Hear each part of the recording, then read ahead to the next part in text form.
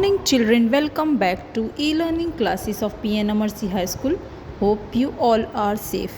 In today's video we are going to begin the next book of our class 8 English literature that is titled as It So Happened.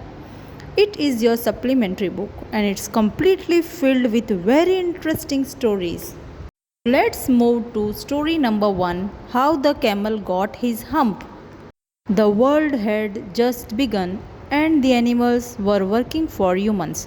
There was one lazy animal that did nothing and said nothing but hump.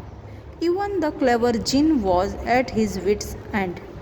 In the beginning, when the world was new and the animals were just beginning to work for man, there was a camel and he lived in the middle of the howling desert because he did not want to work. He ate sticks and thorns and prickles, and when anybody spoke to him, he said hump, just hump and no more. Means this camel was doing nothing, eating sticks and thorns and prickles, and he was not talking to anyone, and he used to say only hump. Presently, the horse came to him on Monday morning with a saddle. Children, do you know what is saddle? It is on horseback where a person can sit. Saddle on his back and said, Camel, oh camel, come out and trot like the rest of us.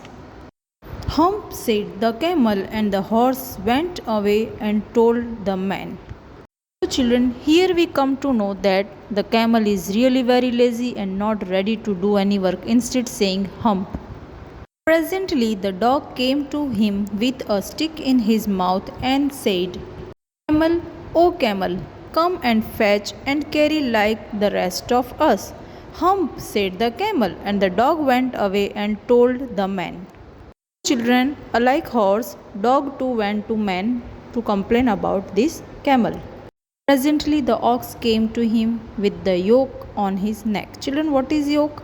It is fastened over the necks of two animals and attached to the plough or cart that they are to pull. Said, Camel, oh camel, come and plough like the rest of us. Hump, said the camel, and the ox went away and told the man.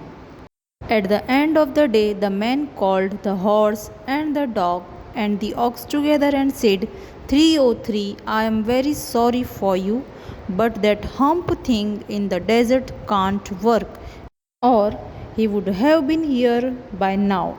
So I am going to leave him alone, and you must work double time to make up for it. So children, it wasn't really fair with these three animals has to work double time because that camel was not ready to work and he has to stay alone in that desert. Now what? These three are very angry. That made the three very angry and they held a panchayat on the edge of the desert, and the camel came chewing cud and laughed at them. Then he said hump and went away again. Presently there came along the Jinn who was in charge of all deserts, rolling in the cloud of dust. Children, you must have watched in cartoon movies that whenever Jinn appears there is a cloud of dust. So the same thing happens here. Jinn of all deserts, said the horse, is it right for anyone to be idle? Certainly not, said the Jinn. Means here horse is asking Jinn that is it right to be idle, means to be lazy. Idle means not doing any work. So Jinn replied, no. Well, said the horse, there's a thing in the middle of your desert with a long neck and long legs, and he hasn't done a stroke of work since Monday morning. He won't trot. Phew, said the Jinn whistling, that's my camel. What does he say about it? He says hump, and he won't plough, said the ox. Very good, said the Jinn. I'll hump him if you will kindly wait a minute. The Jinn rolled himself up in his dust cloak and took a walk across the desert and found the camel looking at his own reflection in a pool of water. My friend, said the Jinn, what's this I hear of your doing no work? The Jinn sat down with his chin in his hand, while the camel looked at his own reflection in the pool of water. Children, here Jin asked Camel about not doing any work. Why is he sitting free, only saying hump to everyone? You have given the three extra work ever since Monday morning, all on account of your idleness, said the Jinn. And he went on thinking with his chin in his hand. Hump, said the camel. Now see again when Jinn is asking him, camels replies the same thing, hump. I shouldn't say that again if I were you, said the Jinn. You might say it once too often. I want you to work. Means Jinn wants camel to work, but camel only replies hump. And the camel said hump again, but no sooner had he said it than he saw his back that he was so proud of, puffing up and puffing up into a great big hump. Do you see that? Said the Jinn.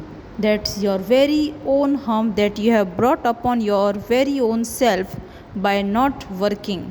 Today is Thursday and you have done no work since Monday. When the work began, now you are going to work. How can I, said the camel, with this hump on my back? That has a purpose, said the Jinn. All because you missed those 3 days. You will be able to work now for 3 days without eating because you can live on your hump.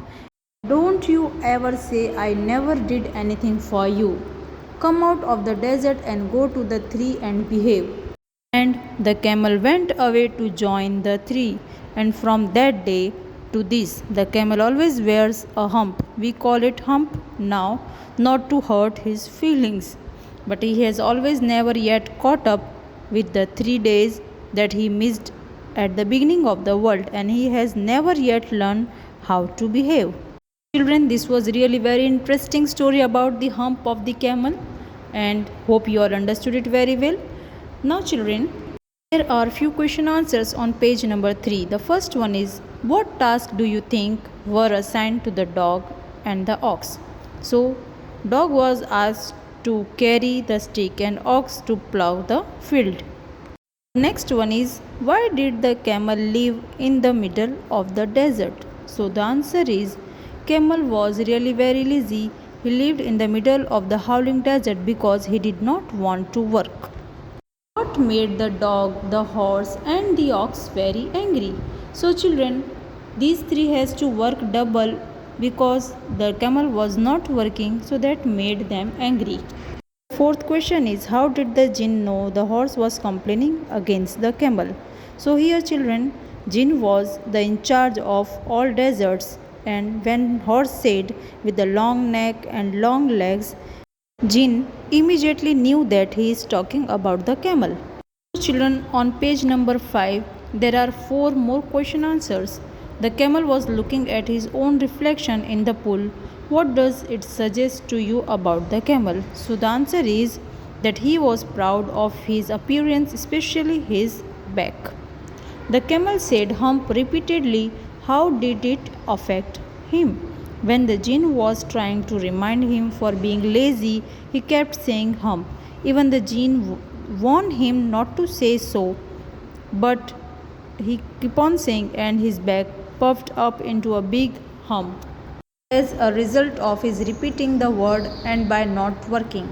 The next question, what according to the Jinn was the use of the hump? According to the Jinn, as the camel missed his work for 3 days, he would be able to do work for 3 days without eating. The hump would help the camel in storing the food and use it during his work without eating anything for a long period. Next one is, he has never yet learned to behave. In the light of this, what is the writer's opinion about the camel? So according to the writer, the camel is still a very lazy animal that is unwillingly to work. After he got the hump, the Jinn asked him to go out the desert to help the other 3 animals. It seems that the camel still did not behave himself and worked lazily in the desert itself. Children, this was really very interesting story by Rudyard Kipling. Hope you all understood well and even question answers are explained. We'll start the new story in the next video. Till then, stay safe, thank you and have a nice day.